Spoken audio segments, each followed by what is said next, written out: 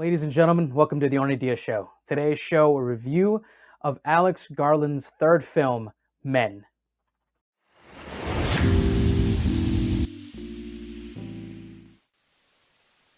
Men was directed by Alex Garland.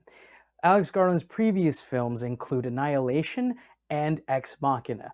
Those other films, I believe, are quite good and tell a really kind of interesting story in the sci-fi realm where they're very reliant on character work and are essentially character dramas wrapped around science fiction, high science fiction concepts. This is very much a cabin in the woods type thriller that takes an esoteric turn and is really about what Alex Garland's worldview is on the relationship between men and women. The story revolves around Harper, played by Jessie Buckley, who has just experienced a huge tragedy and goes to the English countryside to escape her life for a little while and try to reclaim sanity in her life. Now, this isn't a spoiler to say because it is in the trailer. She meets Rory Kinnear, who is the person who owns the cabin that she's going to be staying in, and also plays every other male character in this movie besides one other. And what unfolds is a very esoteric thriller that takes you on a journey of fear and understanding of a woman's struggle trying to figure out her life in the face of a massive tragedy, and also trying to live in a world where men just don't understand what's going on with her. Now, I will also say that as a man myself, many of the aspects of the characters that were seen fit and were presented to Harper's character, I believe I don't have a big enough understanding of the worldview of women to say if these characters were truly fleshed out and were honestly true depictions of the way that women perceive men or the way that men perceive women in the world. I'm just a man, and I don't understand really. I don't really know if it was done justice here. What I can say is that the performances are incredible.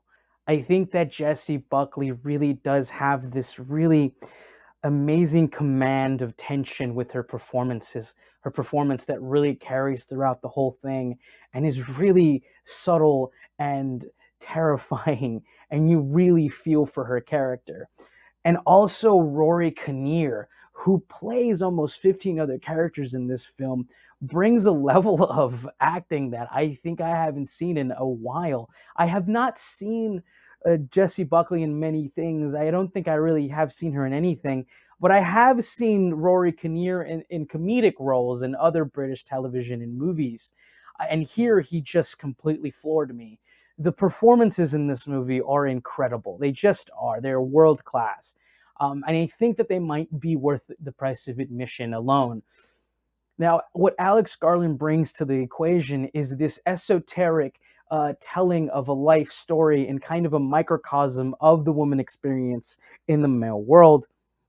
In this story that unfolds over a weekend for a woman as she's trying to escape life. And in the movie, she meets and interact with various men who have different temperaments and that have different ulterior motives for her well-being. It all crescendos into this third act that is almost completely devoid of storytelling, but is all homage and tension and really showing and not telling storytelling. Now, there are some very interesting and kind of beautifully done technical body horror things that happen towards the end of the movie that is just a sight to behold.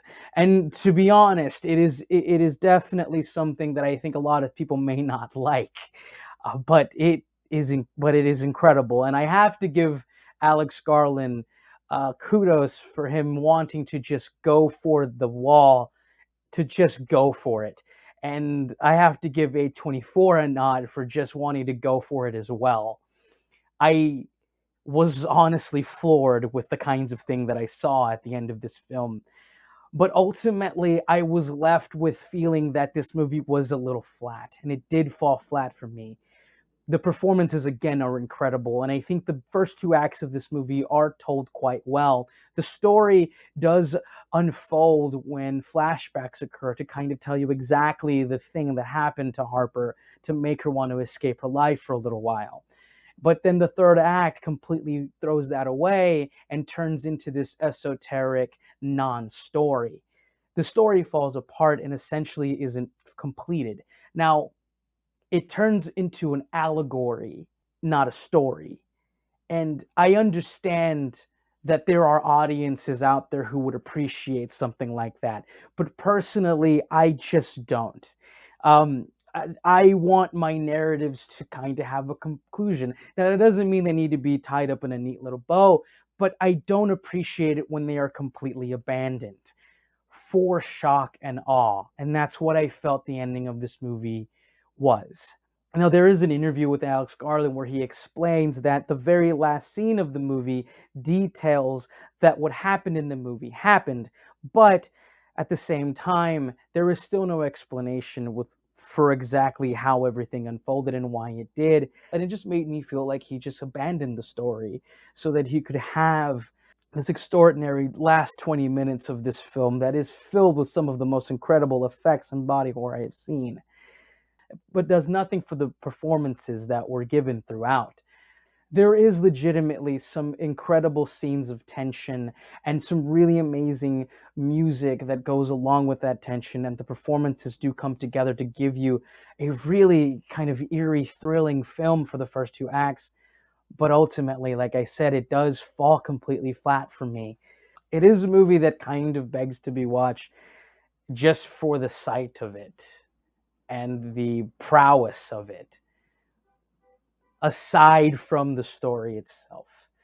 I give Men a solid 6 out of 10, simply because the performances are incredible and the first two acts do create a kind of beautiful thriller that I was really into until the last 20 minutes just kind of made it all fall apart for me. Thank you so much for watching. My name is Arnie Diaz. I am Arnie Diaz 89 on all social media platforms. Thank you for watching.